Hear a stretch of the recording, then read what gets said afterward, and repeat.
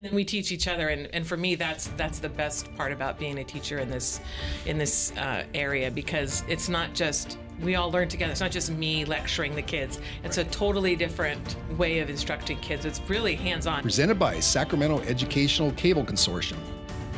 You're listening to Lights, Camera, Learn.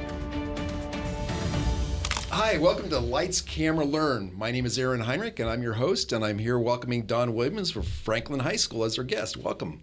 Thank you. It's great to be here today. You bet. Well, I wanted to kind of jump right in and get into your background about how you got to become a media educator. Wow, that's a story. So we have time. Okay. So I went to college at Sac State back when they didn't have anything called communications. And so I was a journalism major at Sac State, and I interned for Dick Cable back in the day. And then my life went on to do other things, and I became an educator. And the opportunity to take over our little television station at Franklin High School came about 13 years ago. And I said, you know what, I think my time has come full circle to teach what my passion is journalism and video production. And so I jumped at the chance, and I've been doing it for 13 years, and I've loved every minute. That's great. But at some point, you actually worked in broadcasting, correct? I did. Yeah. I did. I interned for Dick Cable for a little while in the early 90s. And can you tell us who Dick Cable is? Dick Cable is a local news anchor reporter for ABC 10. Yes. I had to think about that for a second. And I was his intern, helped him with scripts and things like that, and would go out on live shots. And at anything I could do in the newsroom, I would go out in a live truck or do a stand-up. I don't think I was ever in front of the camera. I was trying to remember that on the drive over here. I don't think I was ever in front of the camera, but I was always behind the scenes, helping the producer and photographer and lighting and things of that nature. So what was it? Did you always want to be in journalism, or what was it about that experience that might have prompted the potential interest in it?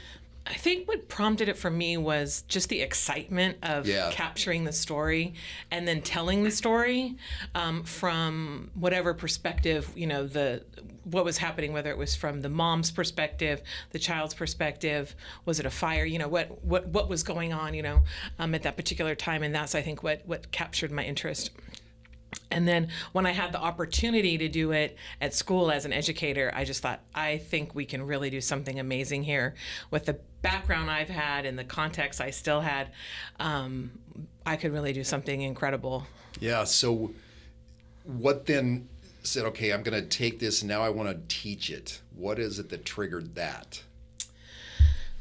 That's a really good question. So the teaching aspect of it sort of came, I guess I would say, slowly with it, because I literally got the job right before Christmas, and it started January 1st. And although I've taught just about every subject except math and science, I did not directly teach video production or journalism.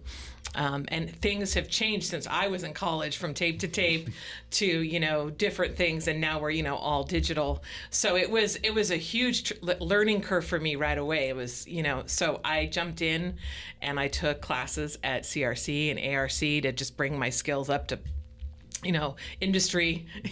Right. And I just talked to all my contacts. I called people, emailed people, went and talked to people, and just, started to build build a curriculum and build what I thought was real world, not just what was in a textbook, because I wanted it to be engaging and hands-on for the kids.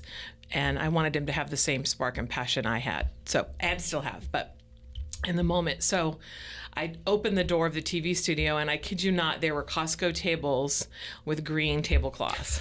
And I thought to myself, this cannot be what we have. And lo and behold, it was. And so I just kept trying to find a funding source, trying to find things to improve things little by little. And where do I get, where can I get money from? Where can I get a grant? And I just kept peeling that onion away, little by little. And now I really feel, it's really, going the way I would like to go, the direction I would like it to go, and keep going and growing and, sort of changing with the times. Sure. So speaking of that, changing with the times, when you first started, you said 13 years ago, right? Yes. So obviously the technology has changed. Yes. So how have you kept up with that? Because it's changed even more rapidly over probably the last 5 years. Oh, for sure. So our district has been supportive of sending me and some of our other media teachers to professional development. So every chance I could get, I've attended Adobe Max many times and just immersed myself in that whole creative culture of creating content. I have attended so many different sessions on what's happening in editing and sound and After Effects and Photoshop, Lightroom. I actually became an Adobe certified trainer.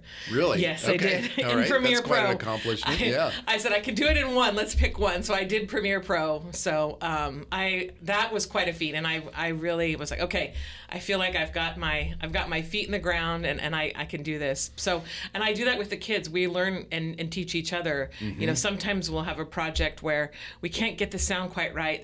Something's not working quite right, and it's a real world moment where we scour the internet for, Adobe has 10 ways to do one thing.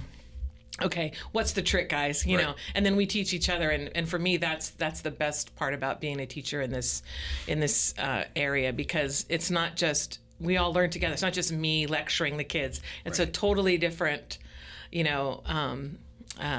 way of instructing kids. It's really hands-on, and we're learning from each other. Of course we do curriculum and so forth, and we'll take a bad clip and how can we improve it, but oftentimes we're teaching each other, wait a minute, I saw a trick here, and that to me is how we learn in the real world. Yeah, I think that's true.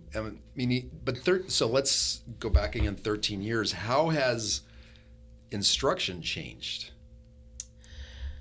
Wow. I would say for me, I've maintained that hands-on. I've maintained that hands-on experience for the kids. As far as what we teach them, a lot of digital.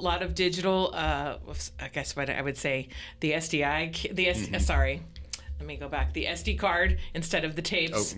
Oh. That was phased out probably as I was just about taking over. So SD cards, going from these big, huge cameras to something so much smaller. The mirrorless DSLRs have become just an amazing feat in technology.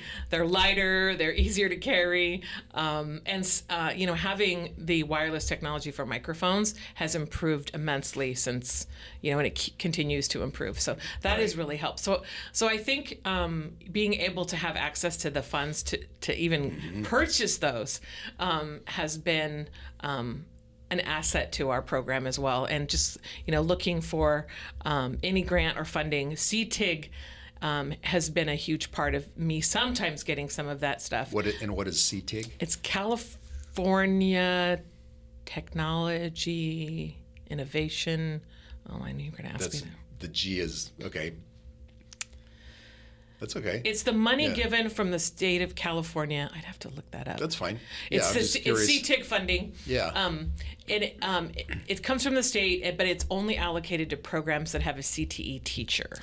Okay, that makes and sense. And that special credential. And it has to be all earmarked for certain things. So that's where the professional development comes through in some budgets. And then in some of the big ticket items,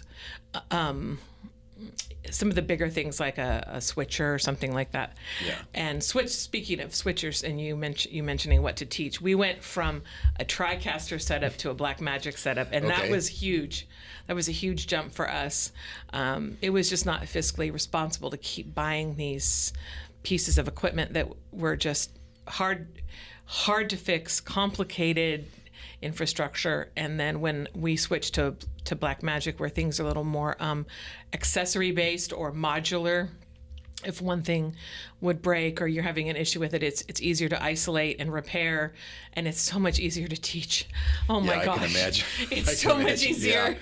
Yeah. So that has really changed our whole the whole way we do things in switching and our multi-camera setup for our live broadcasts. So obviously in 13 years, the other thing has changed is there are more platforms that news and information are on. Oh, yes. So how are you incorporating that into your instruction? So when we first started, we were on just an intranet at school. We didn't have YouTube. Yeah. And then everyone was afraid of us going to YouTube, including myself. I was so afraid of, what we were so exposed to, sort of like opening the closet. And so I was very tentative, posting things on YouTube, posting our live show on YouTube. I would post packages and so forth on YouTube. And then I just kind of kept making that switch, or making that push to go to YouTube. And now we fully broadcast on YouTube. And that opens up our audience. So parents are watching it, people in our community are watching it. It has enriched it completely. And then we also have a social media platform. And that's really tough at a high school, to let the whole social media part in, because as soon as you do that, kids like to take advantage of it. So I've navigated that as the kids, we have an Instagram account and it's run through me. So So you're at least, you've got a gatekeeper. I'm the gatekeeper. Yeah. They'll produce a reel and then they send it to me, and then we post it, So, and that's a little different than, professional, the way you might do it at a company or whatever. But in the interest of keeping everybody honest, not so honest, but Let's say on task. On task. It's a better way to do Right. that. And even with photos, because I try to, on a daily basis, take one photo or a little video clip of what we're doing that day and post it on our story. And I only follow like our clubs on campus. I only follow the band, the theater, the key club, the chess club. I don't follow kids, So I talk a lot about audience and, what we're posting, and we're posting something as a company, as a production company. So we don't have an opinion about anything. So it's all a learning, everything we do is a learning process and a learning tool in my mind. And then we talk about how are we going to caption it and what are we tagging and all that. Just so we have our YouTube platform, we have our Instagram. I have not gotten into the TikTok world yet. I was just going to ask you about that. I tried a little bit last year, and it was too overwhelming for me as an educator to do both Instagram and TikTok. And that's not to say I don't want to do it in the future, but I feel like I need a little more, I have to probably be a little more confident with them that they're going to make better choices. That makes sense. And so that's why I'm thinking little things are little steps with Instagram, I think. Right. And if it comes to the point where no one's on Instagram anymore and we make the switch, then, we'll do Sure. it. And I know they post stuff. So, Oh, absolutely. that's. So are you teaching them also how to shoot and edit using their phone? Because that's obviously the main thing, right? Yes, we use our phones all the time. Yeah.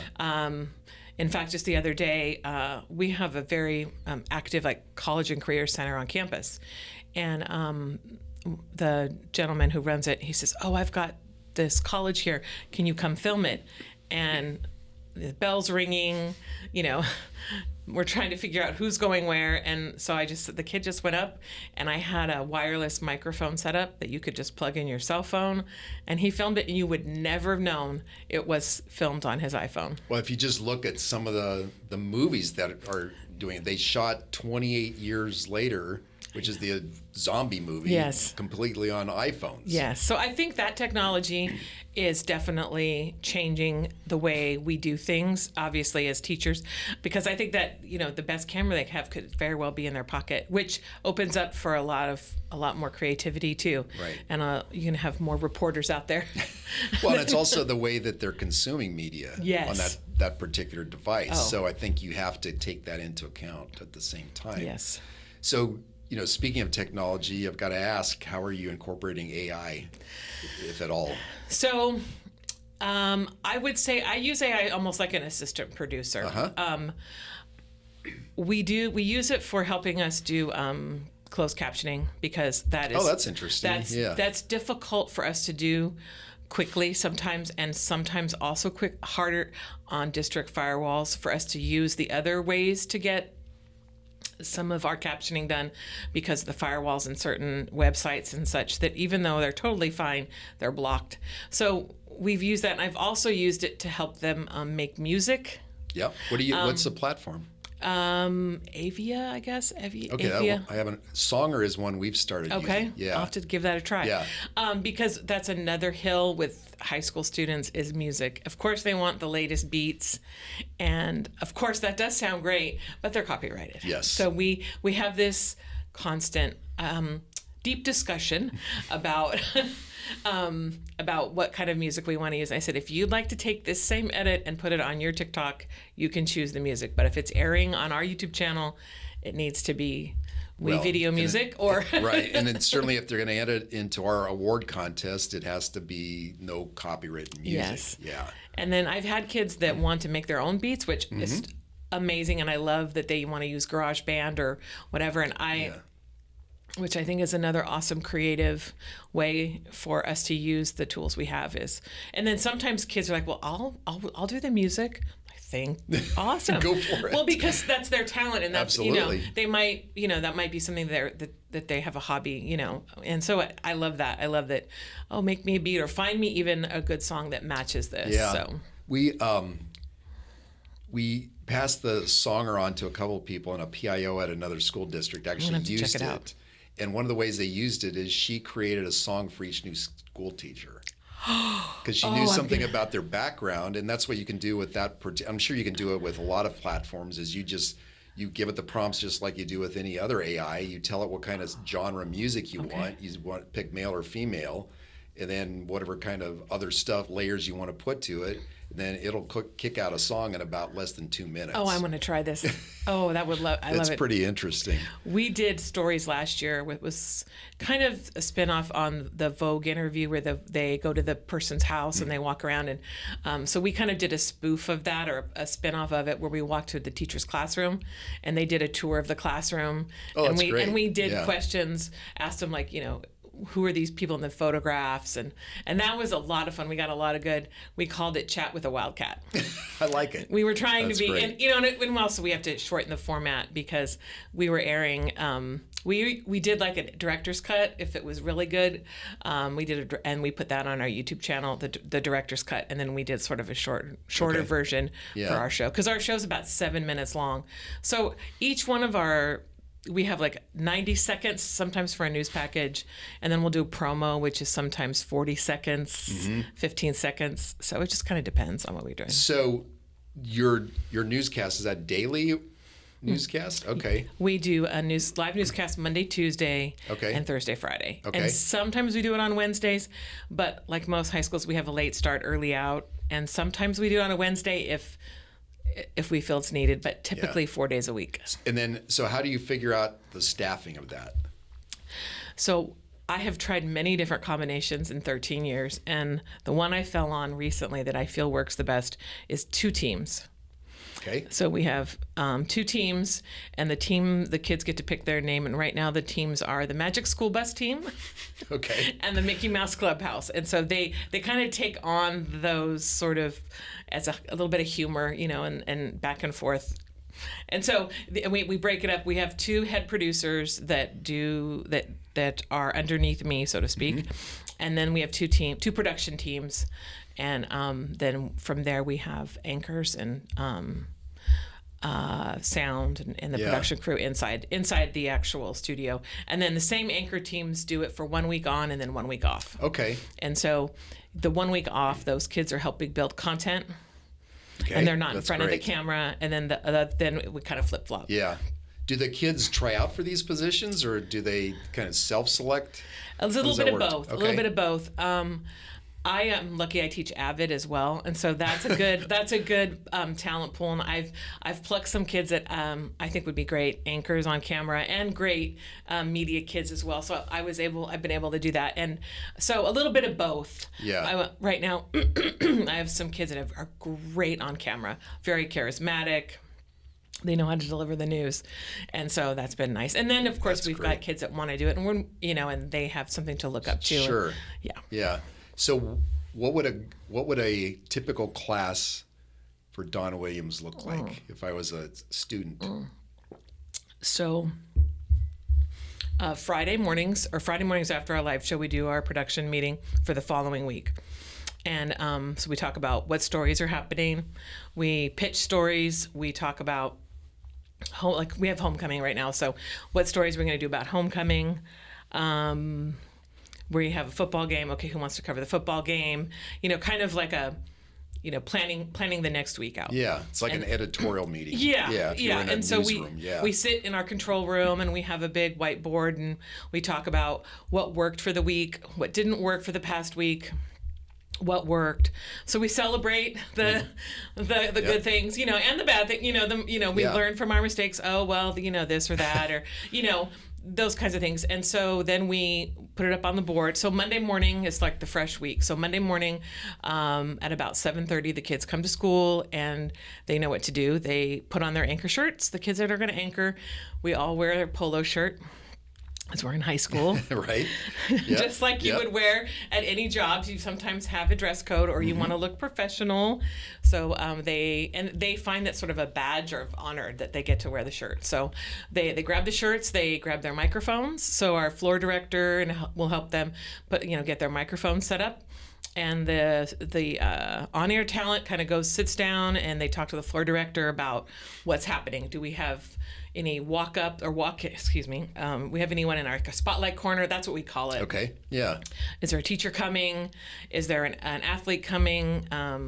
It's Suicide Prevention Month, so we're going to have our head counselor coming soon to talk about the resources. So we often will have that. So we're talking, oh, nope, it's a regular day.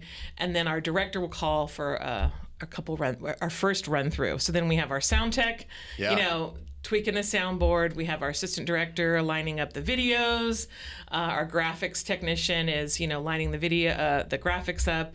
And then we have our person who's running the teleprompter. Yeah. And then I have somebody that watches our live feed going out. Okay, that's a good idea. Just because our school internet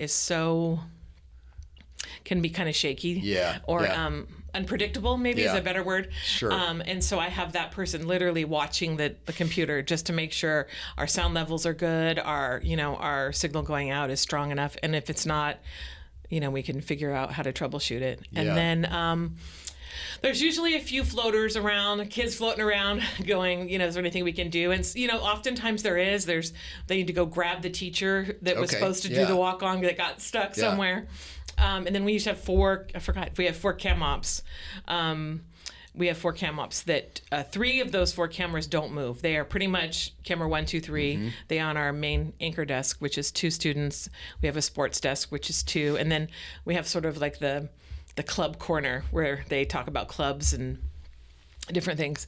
And then our camera 4 is sort of the camera that takes at the end of the shot, sort of that waves, where the talent will wave and say goodbye. Or sometimes if we've had sometimes we'll have someone play the guitar, or it just kind of depends on what's happening at school.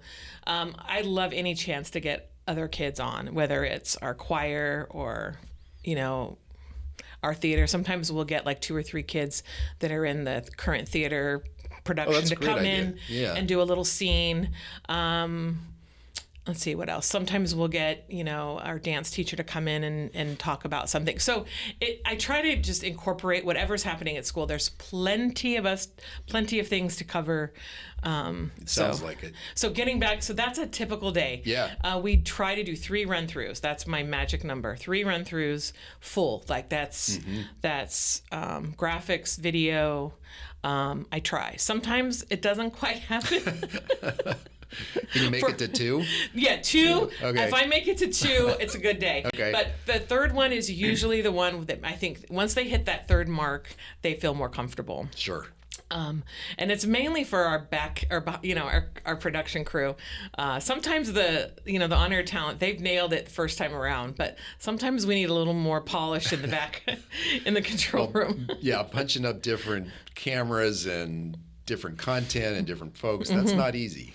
Yeah, and so, and that's all learning too. We've got our directors we're always training somebody else too. So we're always training another student to do that job. So generally speaking, if you walked in anytime, you would probably see 2 bodies standing almost at anything in the control room.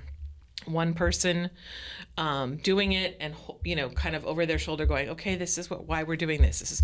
And then so oftentimes on that rehearsal run, that other person will hop in and do the rehearsals, and then the person who started doing it will do the actual show. because we know that we want to. So is this class an elective or? It is an elective, Okay. yes. So the school broadcast starts at 8:30 when the school day starts, and then it's built in our curriculum and our WASC accreditation that every teacher shows. Really? Yes. That's great. So I don't exceed 10 minutes, and that's from start to finish, because I have to respect the instructional minutes. On occasion, we may go more, and that's usually if maybe the principal wanted to give some sort of message about something happening, or there was something like Suicide Prevention Month. Sometimes we'll air a special PSA, or depending on what's happening. We aired something really poignant for 9/11. I mean, we only went over like 30 seconds, so it's not like we're doing 20 minutes or anything. Right. We might hit like the 11-minute mark, but I'm not gonna. It's not a half-hour show. Yeah. I try to keep it really tight in that 10 is max.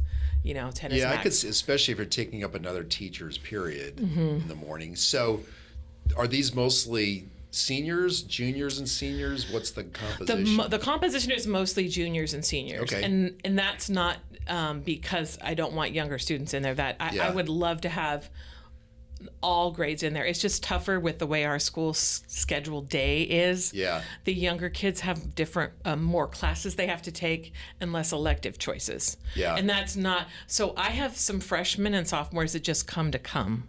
Oh, interesting. And okay. it's not, they come to come because they just love doing it. Yeah. And so talk about inspiring as a teacher. Kids have to get up super early in the morning to do this just because they like to. They like it. And so. Yeah. So have those kids had similar experience and opportunity at the middle school they come from? Yes. So the middle school that feeds, or middle schools that feed into your high school have this program as well? Yes. Okay. The Toby Johnson Middle School feeds into us. And we actually sort of have a shared campus. So we're connected campus. The library kind of connects us. I mean, we're not connected. The kids don't walk between campuses, but so the middle school that's next to me, they have the same type of program called TJTV. Okay. And so the kids that come have done it before. Yeah. So that probably helps you because at least they have some experience there. Are there any kids that come in there? Let's say they maybe moved from outside the area, or they kind of thought about it, but then all of a sudden as a junior go, oh, I want to do this, and they have no experience. Yes, I take care. Yes. Okay. I have a lot of students like that. How do you get them up to speed? With the way kids learn these days, they can edit on TikTok and True. That's a whatever good point. clip cut or cap cut or whatever. CapCut, Sorry. Yeah. Yep. I mean, so they know how to edit. I mean, sort of, I call it guerrilla editing or whatever you want to call it, and just teaching them the ropes. I spend a lot of time with them, bringing them up to, and then I also look to that as a learning situation for our kids that are experts or have been doing it for a while, and say, all right, I'm going to pair you up with Eli today, and bring Eli up to speed on how to work the production camera here, and I find that's the best way to do it because the kids love to teach. Yeah. Appear what they know. Yep. And they'll listen a little bit better. And I just find that that's a really just an amazing moment as a teacher to see the student teaching somebody else. Yeah. And I encourage the new kids, or say, ask a million questions. You don't understand something, and of course, and I spend a lot of time with them also. But we're talking about what we do and how we do it. But it's powerful to have the kids teaching the kids. Well, and I would imagine that for the kids that are teaching the other kids, it just further solidifies what they've learned, Yes. right? Yeah, I could see that for sure. Yeah. So when you look at the current media landscape, what aspect or what elements of media literacy do you try to build into your program? On the first few days of school, we talk a lot about our audience. Oh, good. Okay. We have a unique situation on our campus, and I tell this to kids. It's almost like a lesson in design thinking where you have to look at your audience. Our audience is 14 to 19, just about. That's a 5-year span in maturity. And quite a bit of difference from the one lower end to the higher. And so some of our students are 18 starting their senior year, and they graduate and they're almost 19 years old, right? And we have some freshmen starting that are barely 14. And so I talk a lot about what we broadcast and what we don't broadcast. And we're also a public school. And what you watch on your YouTube channel or your TikTok feed or your Instagram feed is very different than what we can broadcast. And I talk a lot about responsibility and the enormity of our little tiny TV studio and how powerful media can be for the good and the bad. We talk a lot about how we are the face of the school, and I expect your behavior to be as such. And if you're not, they sign a contract. Okay. So I do that. I don't do it all in one day, of course, but we talk a lot about this, that we have to be serious about this. Although we do have a good time, that this isn't the only, I said, this is about the only time you're going to hear me unless it becomes an issue with you. That we talk about being professional on the air. We talk about the stories we air are not going to be stories focused on things that are not appropriate. No guns and alcohol and, all these different things that sure you will see in your own personal, whatever you're up, Right. whatever you like to watch or take in your own media. So I talk a lot about that. And, and if they don't like that, then and that's the same thing. I think in any media outlet, you have your audience, your demographics. Who you're serving, and it's a unique situation at a public school. I have to remind kids that although a PSA about certain things might be great at 5 p.m., it's not going to feel the same at 7:45 a.m. Correct. Yeah. Or 8:30 a.m. That's a good point. And and that's okay. We for us to be having those conversations. Yeah. And we talk a lot about what visuals we want to see. On TV, on our little TV station.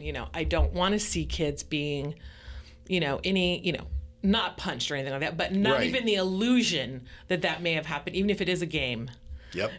Like they're filming some, game somewhere, because that could be taken way out of context. Yeah. In that our little school setting. Yep. And we don't want that, and we don't want any of those visuals. So even though, I don't want to say I don't want to say the word censorship, but it's just very different. Well, you have to, look, it's just like when you work for a news outlet, you're still taking those kinds of things into account, so it doesn't feel like you're biasing the story. Right.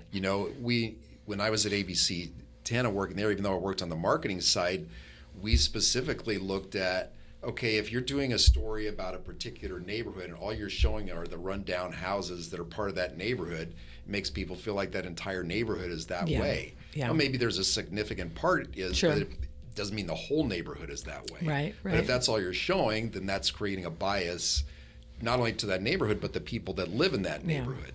Yeah. And you may not be thinking about it at the time that you're shooting that Yeah. particular part of the story. Yeah. But again, to your point, you have to keep these things in mind. So we talk a lot about that at the beginning of the whole process, because I think that's important for me to lay the groundwork as a teacher, that although you can go make videos and content to whatever you would like, outside the school day, and it has to be school appropriate. Yeah. So when you're there and you're getting the class started, have you ever had any kids that just go, you know what, this isn't for me? And then they just go, how do I get out of this? Oh. And then how do you bring them back in, or do you just let them make that decision and go on? I've had a few throughout the years now that I think of it, and sometimes I have to say, it's okay. Right. But Right. I have had kids that have said, being on camera isn't for me. Yeah. Everybody tries everything in our TV world, in our little classroom. I want them to try anchoring, even if it is being filmed and they don't want to go live. I want them to try it. I want them to experience so we'll often do just a show with not being live, so they can try it. And kids will often say, you know what, I just want to edit. Yeah. After they've tried everything, and that's fantastic. So they've chosen something. I don't want to be on camera, Miss Williams, or I love sound. I would love to just be the sound tech every time I'm on deck. Fantastic. Yeah. But they've tried everything. Yeah. And they find that niche of, this is what I like, this is what I'm good at. And then sometimes I've had kids that just and so then we find another place. Yeah. I'm trying to figure out the best way to ask this. So the kids come in, what do you think it is that triggers them to be interested in this? And then what keeps them interested? I feel, if I'm going to say a tiny bit, I don't have an ego, but I'm going to say, I think I create a great family, warm environment in there. And I think that's important. That's what I hear from them over and over. That's why they keep coming back. And even though we have stressful days sometimes, we have a deadline every day. Yeah. 8:20 is when we go live for our pre-show. And then 8:29 and 30 seconds, we go live on camera live. And so I feel like, those are pretty stressful things for high school kids to deal with. And, but it also teaches them lessons about how to deal with deadlines in their own, in the real world, and even maybe in another class too. But I really feel I've cultivated that culture that keeps them wanting to come back. Yeah. And that's an important part for me is, to keep this program going, is that cultivating the part of the culture of, yes, can be stressful sometimes, and yes, this is a very powerful part of our school to be part of the media, but we're all kind of a team together, and that's how I sort of encapsulate the whole class and program. Yeah. So, these kids are going through this. What do you do with the ones that go, I really want to make this a career? So how do you work with them to build that skill and prepare them for that next level? I've had a few that have gone off to do different things, and some kids really want it. They'll say, I really think I want to pursue this passion in college. And then some are just doing, love it. Yeah. And they don't know what they want to do yet. And that's really tough for a 17, 18-year-old kid to know, I want to do this for the next, some kids know, So I've tried to, that's a really good question. I've tried to have kids where we talk about like what college do they want to go to. I have in the past gotten them, connected with some of the people I might know in the business. I would probably say that would have been my first step, I would say. But I think I'm a pretty good judge of talent when it comes to being on air. At this I would imagine. Point. Yeah. And so I just really encourage them to keep going and keep trying it and putting themselves in front of the camera or whatever part of media production that they want or that they feel like they have a passion for. So who are some examples? I mean, you don't have to name names if you want to just first name only that have gone on. Okay, so most recently most recently here locally, one of my former students, Denson Cortez, he went to ASU and went to the Walter Cronkite. Okay. So Walter Cronkite School for Journalism and was an intern for David Muir, and so that was for David Muir. Okay. So that was pretty. Wow. I was like, okay, that's a awesome teachable moment there for teacher moment. And then from his same class, we had another student, Kyle, and Kyle went off to ASU also, and he's using his media background at a marketing company. Okay. And then I've had students go off to the NFL. Really? And do media cuts for different professional football teams. So not in front of the camera, but more creative, more After Effects, Premiere kind of thing. I have another student who works for the Sacramento Kings. Okay. He's the creative director for the Sacramento Kings. I think that's his title. And he's been working for them, I think, for about 10 years. Oh, wow. Okay. That's quite, I think, so what I'm hearing you say is that obviously there are other opportunities in media that don't necessarily involve news. Yes. But that what you're teaching these kids prepare them for some element. That's a really good way to say it. Better than I did. Yes. No, that's fine. Yes, and I really think a lot of companies now, even since COVID hit, realize they need video content or on-air content. Video content, creative content, whether it's for a product or something they're trying to promote, an event. Right. They need a creative person to do that. AI can't do that for them. They need somebody the human aspect of it to say, well, what's your message? Are you, is it a PSA? Are we promoting a football what is it we're doing here? Yeah. What is the tone or mood you're trying to get? Well, I mean, to that point, even students that are learning some kind of animation, Yes. there's not a single show anymore that doesn't have some kind of Yes. digital computer animation to it. Yes. I mean, every single thing on ESPN. Yes, there is some sort of every yes. sport. I don't Yes. care whether it's women's lacrosse in Iowa or Yes. if it's the NFL football, Yeah. has some kind of that element Yeah. to it. Yeah. So you're helping teach these kids some of that. And I hope that there's no way I could get to every lesson in any, textbook and all of that in only, Right. a school year. But I hope I instill that I want to keep learning part, that the curiosity and the inspiration. Like, I'm just going to keep learning and getting better. Or, and talking to people that might know more than I do. Or I can go and look for somebody who can help me learn something new about it. One of my students, a student I know that went and worked to the NFL, he called me, Miss Williams, I just got this job and I need to teach myself how to use After Effects. And so,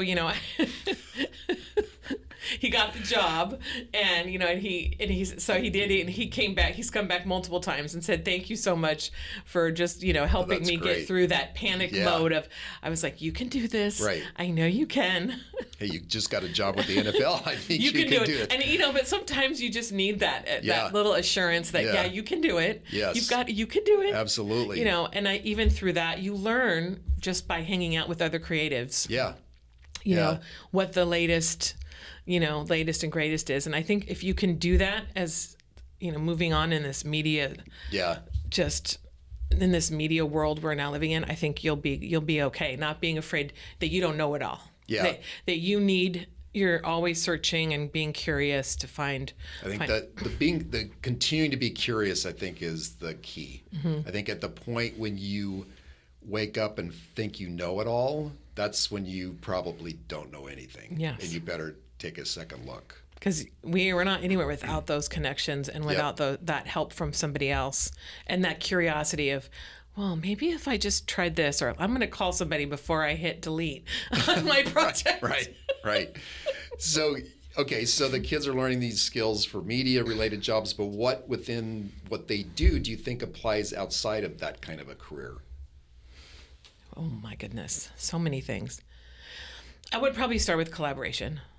I would say that is probably the skill that transcends anything. And being able to sit down at a table and share ideas. And whether we come to an agreement on whatever the project is, we can share our ideas together and problem solve and be like, okay, well, I'll take a little bit of your idea, a little bit of my idea. Yeah. Let's try it. And probably not being afraid to go, okay, well, let's give it a try. And if it doesn't work, we'll come back to the table or come back to the project and reevaluate it and do it again.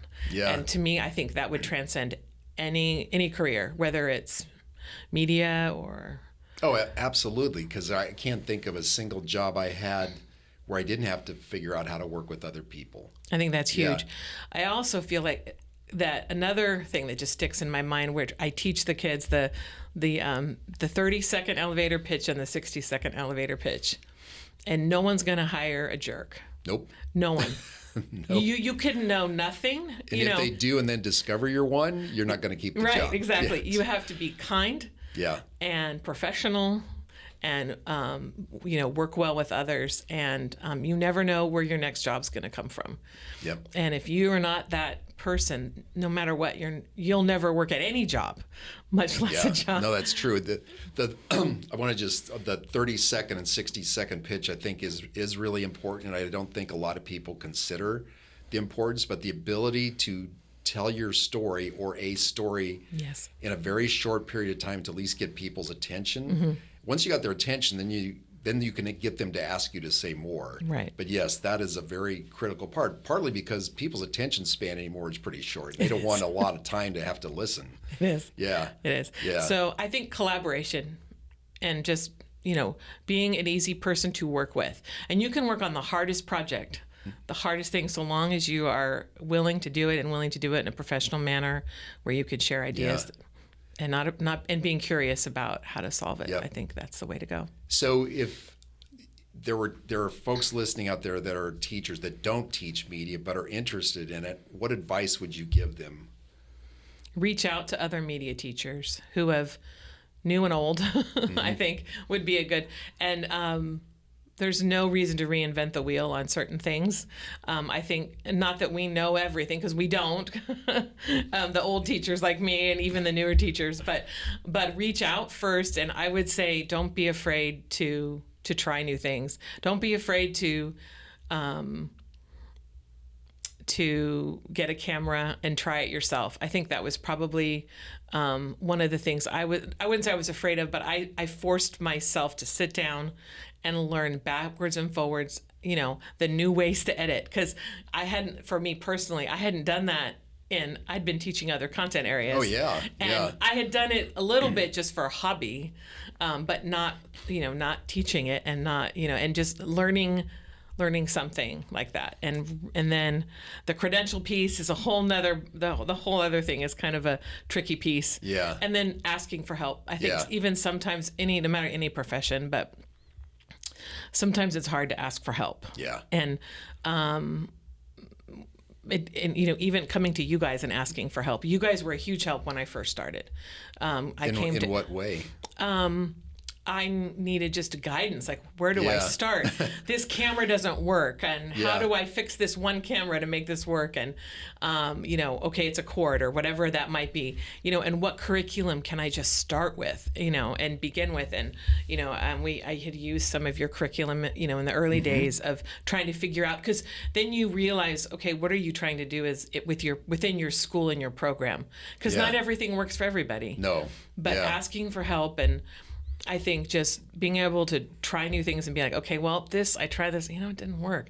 It works for one school, but it's, it doesn't work for my school. Right. I would imagine some of those same things apply to media educators who are in it, but trying to figure out how to elevate their game. How would is there any different advice you would give them? To try to elevate your game? Wow. I would say, gosh, there's two schools of thought, I think. I wish I could come up with one thing. But I would say, to elevate your game, I would say you don't have to be just like somebody else to have a better program. I guess that's what I'm trying to say. Because you can have all the tools, you can have the newest everything, and not know how to use any of it too. That's true, yeah. And not have a good show or not have good content. So with that said, you can have awesome things and an awesome crew also. And I think for teachers, some years are good. Sometimes you have a good gel group of kids and sometimes you don't. So to up your game, wow, that's a tough one, because I feel, oh, wow. If you have really want to up your game, I would say, improving your equipment if you can. If you really have nothing, but that requires finding a funding source, and that's a whole other job in itself. Yes, it is. And if your district is helpful and and supportive, then they have maybe somebody to help you with that as a teacher to help you elevate your game. In terms of elevating your on-air content, just continuing to do the craft would be my best advice. I could see that. Yeah. And then bringing in more industry professionals. To give you tips or give you feedback. And even if you can't bring them physically in, a Zoom call or field trips are hard to take sometimes, but in a perfect world, maybe taking a field trip and seeing something like you're doing in real time, and seeing the mistakes. Yes. Seeing the teleprompter crash. Everybody makes them. Yep. Seeing the microphone die mid story or whatever, Right. and that we're like, that happens to us all the time. What are you talking about? So I think there's different elements to that upping your game, and I just think it just depends on where you are as a program teacher and district. I could see that. Yeah. I have brought lots of industry professionals to the classroom And some years are better than others. You know, Sure. some years you can get people and some years you can't. And some years, you know, we have a different schedule, it feels like every day. I'm sure you do. And so, Yeah. you know, we do our best. I do my best. So, and I think that's huge. And I like it when they come in and the professionals come in and say, wow, this setup is pretty good. You know, I didn't That's have got to this. make you feel pretty good. It Yeah. does. And then the Yeah. kids hear it, because it's almost like when your mom tells you to clean your room and you don't clean it. But when your aunt comes over to clean Yeah. it, you clean your room. Right. You know, because I Right. can sit there and say, yeah, you guys, this is fantastic stuff. You know, and they're like, yeah, sure, it is. Yeah. But when someone else comes in and see it, then it really, I think, opens their eyes a little bit more. So I think that's huge. I think that's huge. I can see that. So is there anything that I haven't asked you, Don, that you wanted to comment on or relay here? Gosh, I feel like I should have say something really. Profound? Yes.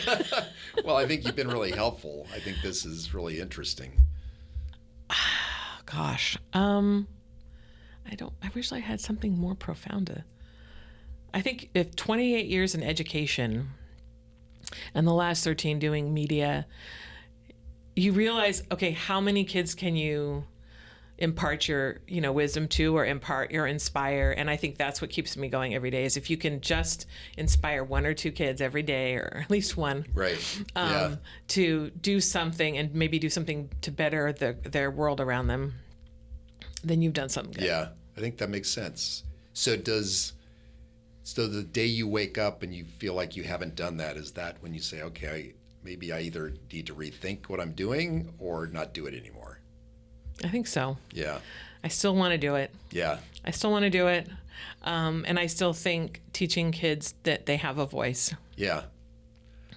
And it could be, you know, maybe they don't realize it now, you know, Right. as they're 16 or 17, or maybe they're just discovering it, you know, just now realizing they do have a voice, because maybe no one else has told them they can have Yeah. it, you know, Yeah. that teaching them now that they do have it, and to use those powers for good in their future, I think is. It's pretty important. I mean, since I've been part of this organization, that's certainly what I've seen, is that, you know, to whatever extent we're helping educators like yourself help these kids find that voice, because you don't get that by being a history major. You don't get that by being a finance major. Not that those aren't important. Right. But this and probably most all of the arts are ways for kids to find their voice. Right. And it's a way for them to be able to express that. Right. Because storytelling is part of human history, and that's what we're doing. Right? Absolutely. We're teaching people how to tell stories. Absolutely. Yeah. Well, thank you, Don. This thank has you been for great. having me. I appreciate that. This has been appreciate a you. lot of fun. All right, it sure has. Well, listen, this has been the great episode with Lights, Camera, Learn. You can catch all the episodes on Spotify, Apple Music, YouTube, and the secctv.org website. You can also support us on Patreon by clicking on Lights, Camera, Learn. Until then, until next week, make it a great day. Thank you.